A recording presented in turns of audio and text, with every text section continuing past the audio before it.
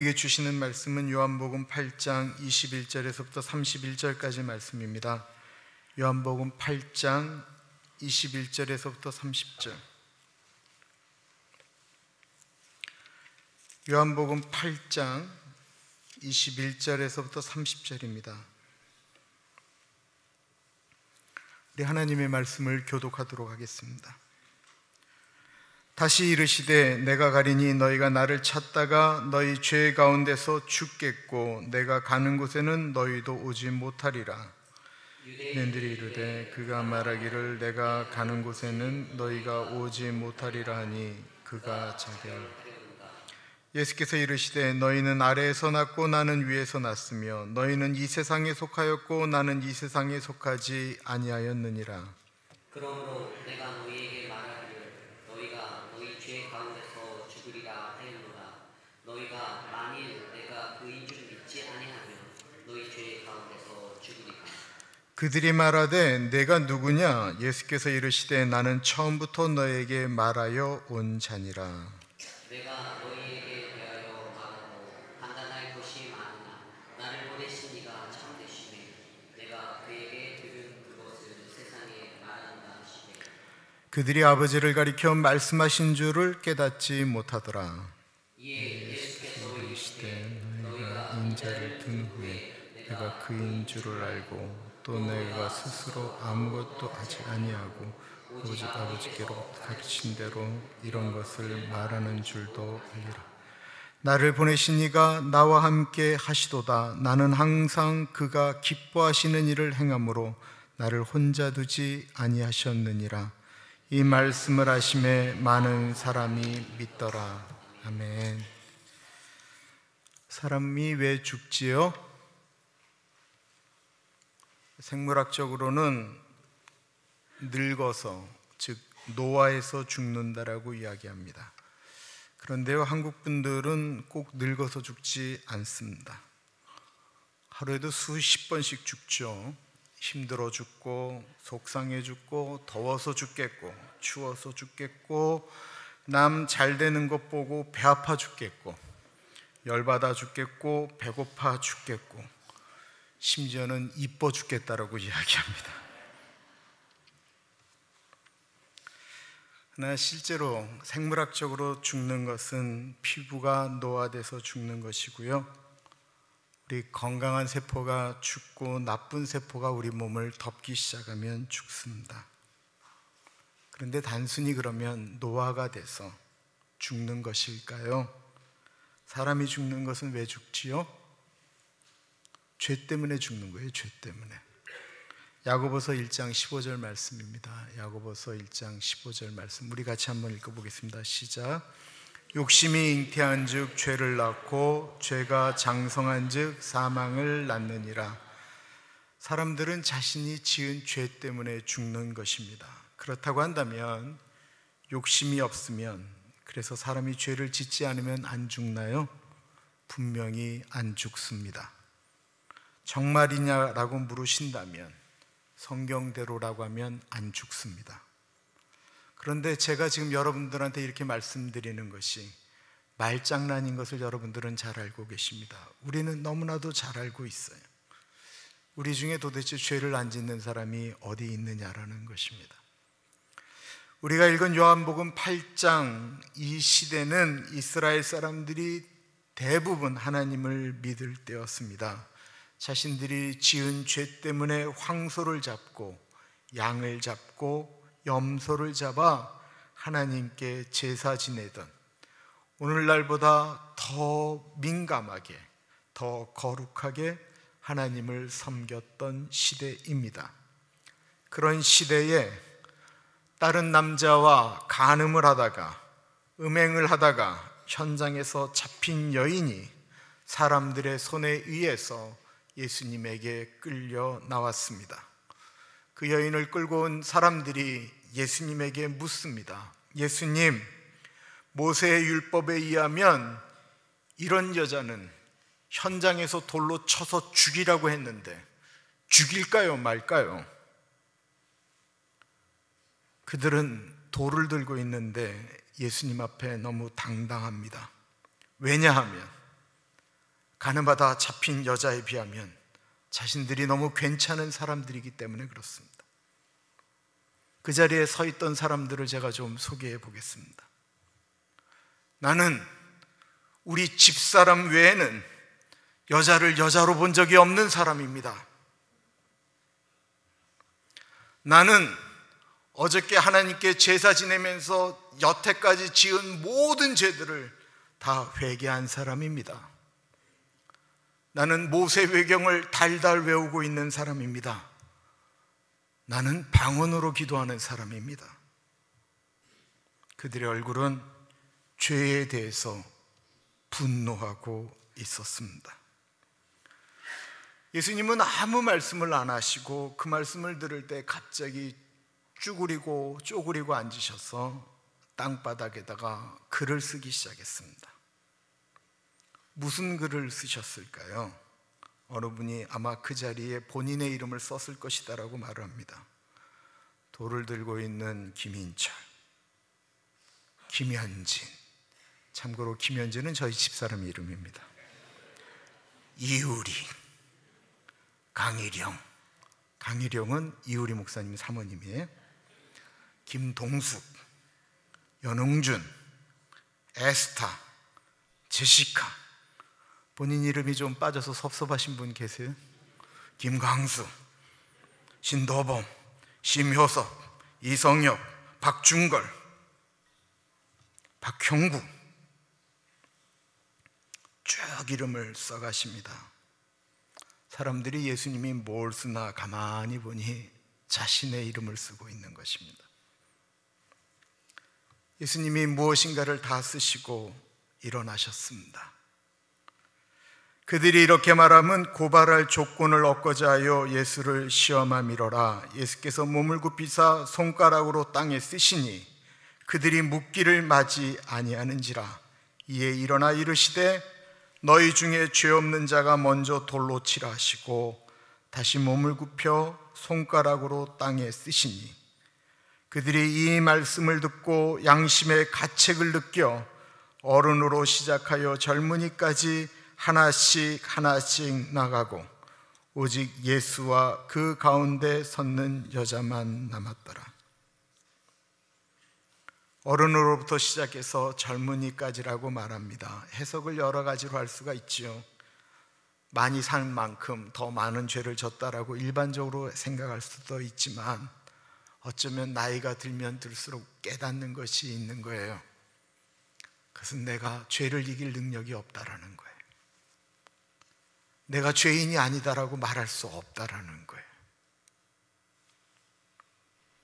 오늘 본문에 예수님을 향해 가늠한 여인 앞에서 돌을 들었던 사람들보다 더 깨끗하게 살았던 사람들, 교계 지도자들과 예수님의 대화하는 내용입니다.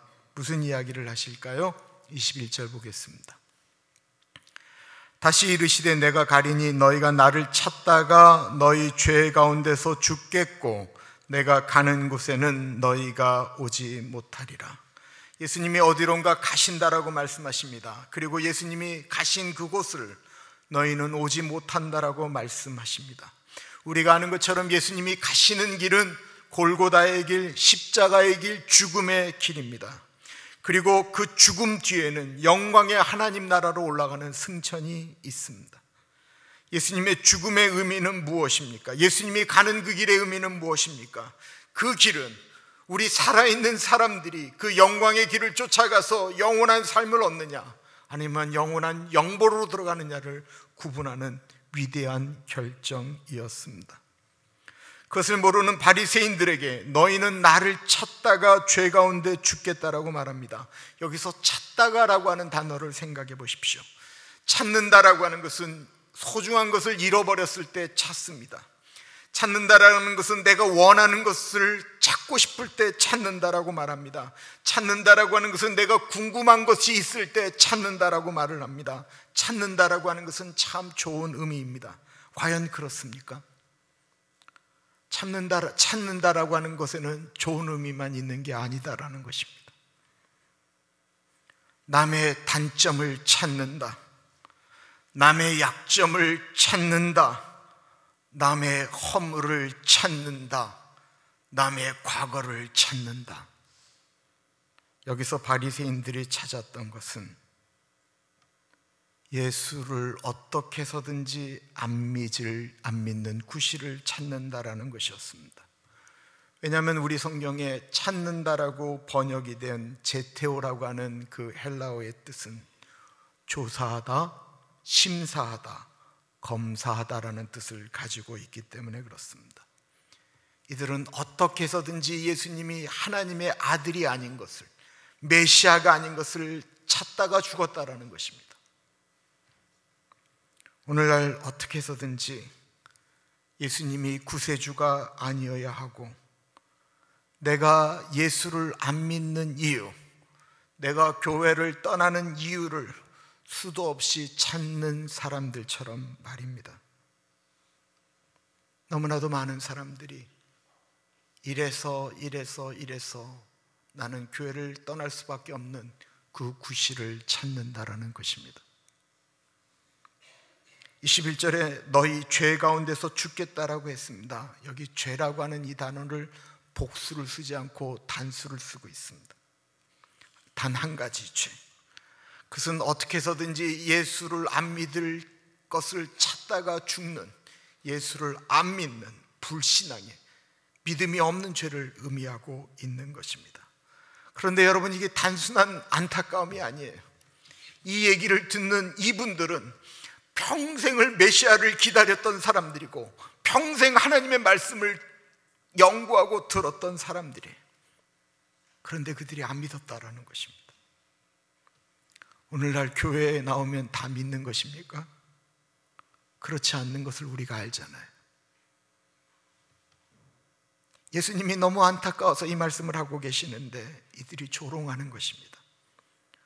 복음은 너무나도 복된 것인데, 복음은 하나님의 아들이 이 땅에 내려서 십자가를 지신 값비싼 것인데, 사람들이 싸구려로 만들며 복음을 조롱한다라는 것입니다. 예수 믿는 것들은 다 위선자야. 목사들은 다 가짜야. 예수 믿는 사람들이 안 믿는 사람들보다 더해. 여러분, 정말 그렇습니까? 그 부정적인 것만을 끊임없이 찾고 또 찾으면서 이유를 이야기하는 것입니다. 그러면서 한 발짝 더 나아갑니다. 22절과 23절입니다. 유대인들이 이르되 그가 말하기를 내가 가는 곳에는 너희가 오지 못하리라 하니 그가 자결하려는가? 예수께서 이르시되 너희는 아래에서 났고 나는 위에서 났으며 너희는 이 세상에 속하였고 나는 이 세상에 속하지 아니하였느니라. 이스라엘 사람들이 절대로 안 하는 것이 뭐냐면 자살이에요.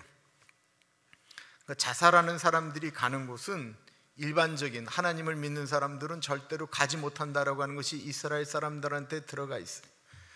내가 오는 곳에는 너희들은 못 올 것이다 라고 얘기했더니 이 사람들이 이렇게 생각하는 거예요. 우리는 다 천국에 갈 사람들인데 저 사람하고 우리하고 이렇게 완전히 다른 곳으로 간다라고 이야기하니까 저 사람은 그럼 자살하려는가? 라고 하면서 비웃었다라는 것입니다. 이들의 이 비웃음에는 자신들은 분명히 천국에 간다라고 하는 확신을 가지고 있었다라는 것을 의미합니다. 사람들이 갖는 이상한 확신이 있습니다. 예수 안 믿는 분들이 갖는 확신 중에 하나가 내가 예수 믿는 사람들보다 낫다라고 하는 것입니다. 그 예수 믿는 사람들이 가는 곳에 나는 다른 데로 가는데 내가 가는 그곳이 예수 믿는 사람들이 가는 곳보다 나을 것이다라고 하는 확신, 그것은 그냥 이상한 확신일 뿐입니다. 히브리서 9장 27절 보겠습니다. 히브리서 9장 27절 같이 읽어봅니다. 한번 죽는 것은 사람에게 정하신 것이요 그 후에는 심판이 있나니. 이 심판에 자유로울 사람이 어디 있습니까? 바리새인들은 겉으로는 경건하게 살았기 때문에 천국에 갈 것이라고 분명히 확신했습니다. 그러나 그것은 확신일 뿐입니다. 다시 말씀드립니다. 내가 구원의 확신이 있다라고 해서 다 구원받은 것은 아닙니다. 난 분명히 죽으면 천국에 갈 것이다 라고 하는 것을 구원의 확신이라고 우리는 알고 있습니다. 수많은 사람들이 그 확신을 가지고 살아가고 있습니다. 나는 구원받을 자신이 있다. 그러나 이 땅에서 죽은 사람들은 모두 그 심판대를 통과해야만 합니다. 평생을 정말 남들 보기에 선하게 산 여자분이 계셨습니다. 남을 돕는 자선기관에서 남을 위해 평생 봉사하시는 것이 직업이었을 뿐만 아니라 개인적으로도 항상 구제와 선행에 열심이셨습니다. 이 여자분이 병이 들어 죽게 되었다라는 소식을 주변에 있는 목사님이 듣고 신방을 가겠다라고 요청을 했습니다. 평소에 하나님을 절대로 믿지 않는 여자분이었지만 본인도 죽은 다음이 두려웠거든요. 그래서 목사님을 만나자고 했습니다. 목사님이 그 여자분에게 예수님을 믿으면 아무리 큰 죄라도 용서함을 받고 천국에 들어갈 수 있습니다 라고 하는 기독교 복음에 대한 간단한 원리를 설명하고 예수님을 영접하시겠느냐라고 여쭈었습니다. 그러자 그 말을 다 들은 이 여자분이 목사님에게 물었습니다. 그러면 예수를 믿고 내가 만약에 천국에 가면 그 천국에는 간음하는 사람들도, 강도짓을 했던 사람들도, 심지어는 살인한 사람들도 그곳에 있을 수 있다라는 말입니까? 라고 질문을 던지자 목사님은 그렇다라고 대답을 했습니다. 그러자 이분이 이야기합니다. 만약 천국이 그런 사람들도 가는 곳이라면 나는 그곳을 가지 않겠습니다 라고 이야기하며 예수 믿는 것을 거절하였습니다. 그렇게 이야기하면 이 여자분이 다른 사람들보다 분명히 깨끗한 사람입니까?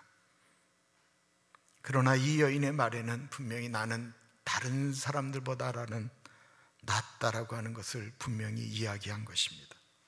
24절 보겠습니다.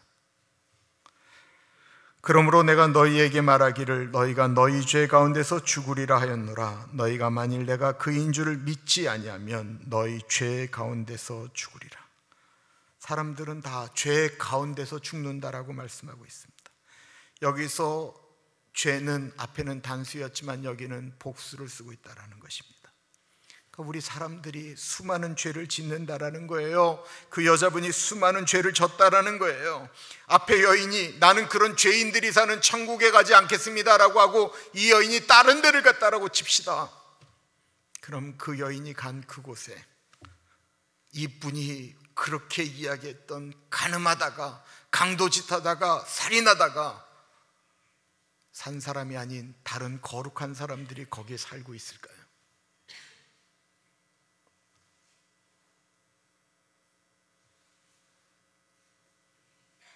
과연 그 여인이 생각한 나와 같은 천사와 같은 사람들이 모여 있을까요?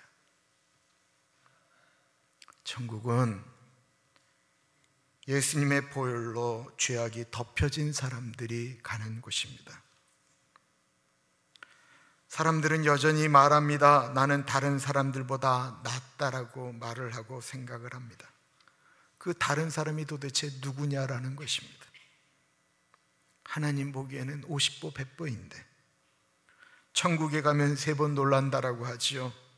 저 사람은 절대로 천국에 가지 못할 것이다 라고 하는 사람이 천국에 있어서 놀라고, 저 사람은 분명히 천국에 있을 것이다 라고 하는 사람이 없어서 놀라고, 3번째로는 본인이 천국에 있기 때문에 놀란다라고 이야기합니다. 이 놀람, 3번 놀란다라고 하는 이 3번의 기준이 무엇인 줄 아십니까?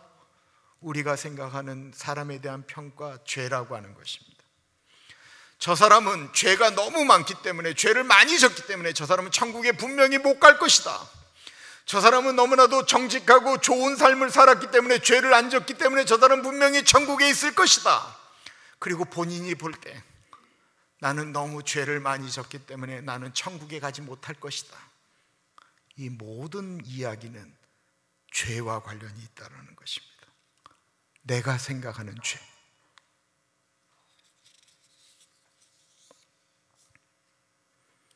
우리가 읽은 24절에 우리는 죄 가운데 죽는데 죄 가운데 죽지 않는 유일한 것은 내가 그인 줄 아는 것, 예수 그리스도가 메시아인 줄 아는 것, 유대인들이 그렇게 기다렸던 메시아인 줄 알면 그렇게 죽지 않는다라는 거예요.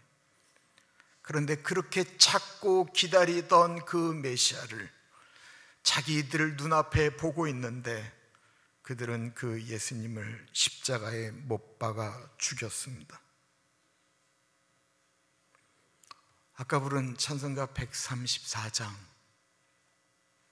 모리스라고 하는 여자분이 성경을 읽다가 어느 날 꿈속을 헤맬 때 성경에 있는 작품들로 본인이 이렇게 들어간 거예요. 갈릴리를 거니는 사람 가운데 한 맹인이 눈을 뜨는 것을 보았다라고 얘기해요. 이것을 작사한 모리스 여사는 너무나도 눈이 안 좋아서 이 원고지에다가 작사를 할 수가 없었어요.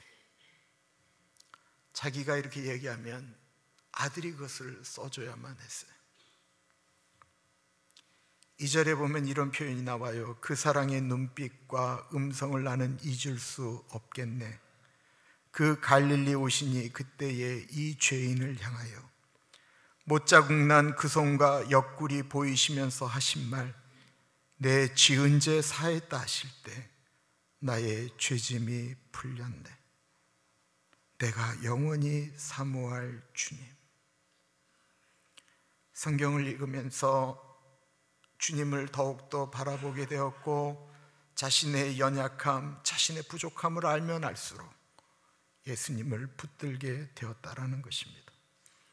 성경을 읽으면서 2000년 전에 예수님을 나의 구세주로 고백한 것입니다. 성경 속에서 예수님을 발견하게 되면 그 예수님이 나의 예수님이 됩니다. 예수님의 십자가 은혜, 그 십자가 은혜가 아니고서는 우리의 죄를 해결할 수가 없기 때문에 그렇습니다. 우리 삶의 문제도 해결할 수가 없기 때문에 그렇습니다. 28절을 보십시오. 이에 예수께서 이르시되 너희가 인자를 든 후에 내가 그인 줄을 알고 또 내가 스스로 아무것도 하지 아니하고 오직 아버지께로 가르치신 대로 이런 것을 말하는 줄도 알리라.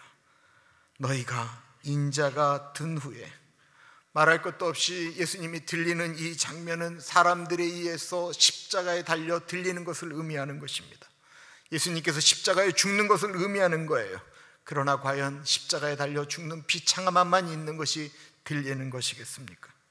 사람들은 예수님을 십자가에 못 박고 죽이면 끝난다라고 생각했었습니다. 사단은 예수님을 십자가에 못 박고 죽임으로 본인이 승리하였다라고 생각했습니다. 그런데 도리어 예수님은 십자가에 매달려 죽은 다음에 도리어 하나님께 영광을 받았다라는 것입니다. 사람들에게 영광을 받았다라는 것입니다. 그 십자가에 매달려 죽은 그 예수를 바라보면서 수많은 사람들이, 무려 대한민국의 28,000명 선교사들이 세계를 향하여 나아갔다라는 것입니다. 그 십자가에 달린 예수 그리스도를 바라보면서, 그 하늘의 영광을 바라보면서 수많은 사람들이 목베임을 당하며 죽었습니다. 오늘날처럼 과학이 발달하고 인체를 연구해서 복제가 나타난다 이런 이야기가 나오는 이 시대에 우리는 지금 십자가에 달리신 예수님을 바라보며 이 자리에 있습니다. 죄 없으신 하나님의 아들이 십자가에서 우리를 위하여 죽으셨기 때문입니다. 그 십자가에 달리신 예수 그리스도를 어떻게 받아들이는가? 이것은 영원한 생명을 갖는가의 문제입니다. 고린도전서 1장 18절 우리 같이 한번 읽어보겠습니다. 고린도전서 1장 18절 시작.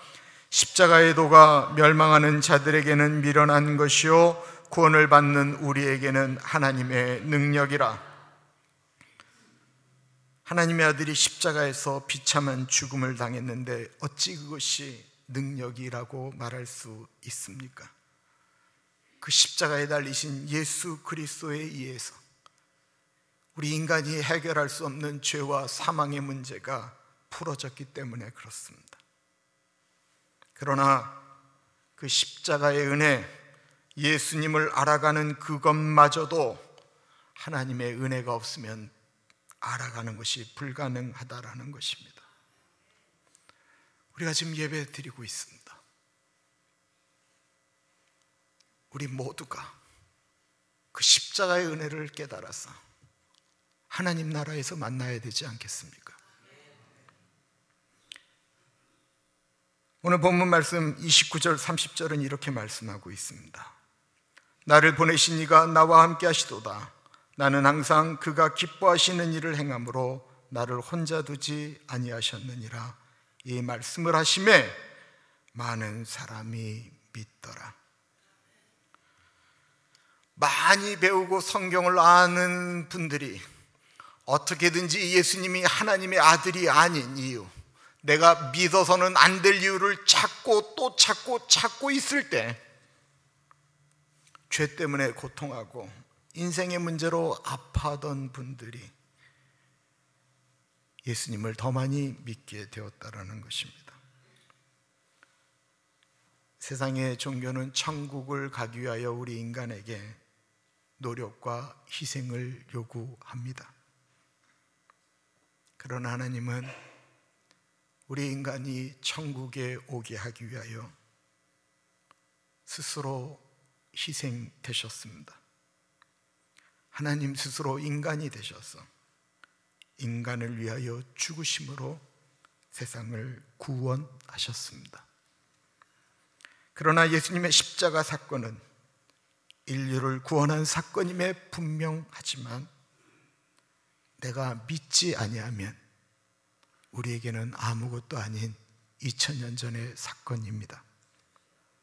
다시 앞에 이야기를 말씀드리려고 합니다. 우리는 모두 죽습니다. 그 죽음이 끝난 다음에 우리는 사라져 가는 것이 아니고 하나님의 심판대 앞에 서게 될 것입니다. 그 자리에서 우리가 이 땅 가운데 했던 선한 일들을 쭉 이야기를 한다고 한다면 그때 그 심판대에서는 우리가 이 땅 가운데서 저질렀던 수많은 죄악들을 이야기할 수 있을 것입니다. 어떤 게 많을까요?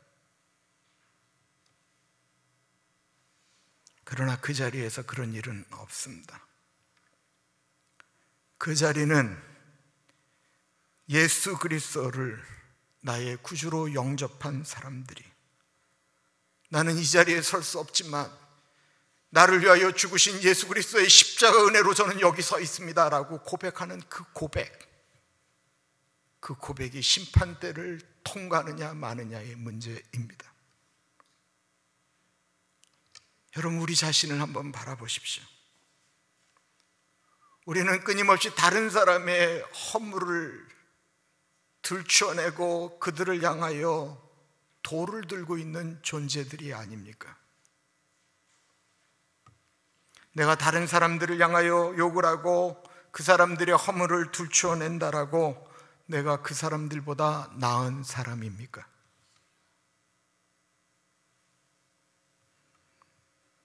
오늘 본문에 예수님을 믿는 사람들은 다른 사람들을 본 것이 아니었습니다.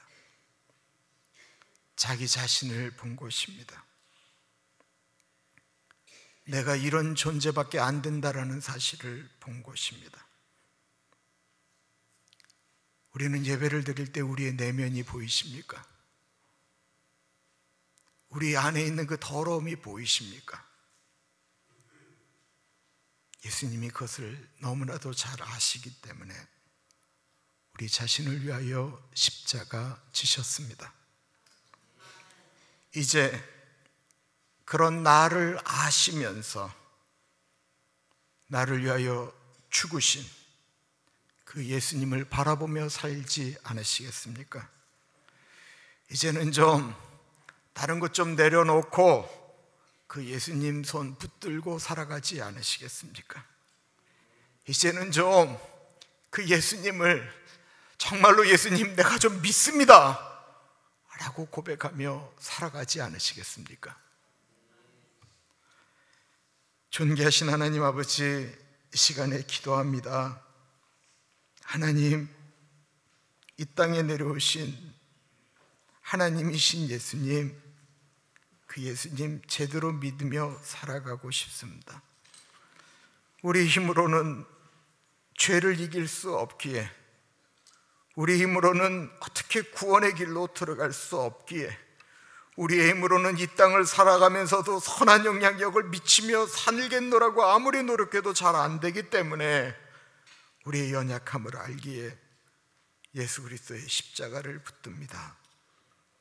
주님, 우리를 만져주시고 우리를 붙잡고 우리가 걸어가는 그 여정 가운데 하나님 아버지 동행하여 주옵소서. 존귀하신 예수님 이름으로 기도드립니다. 아멘.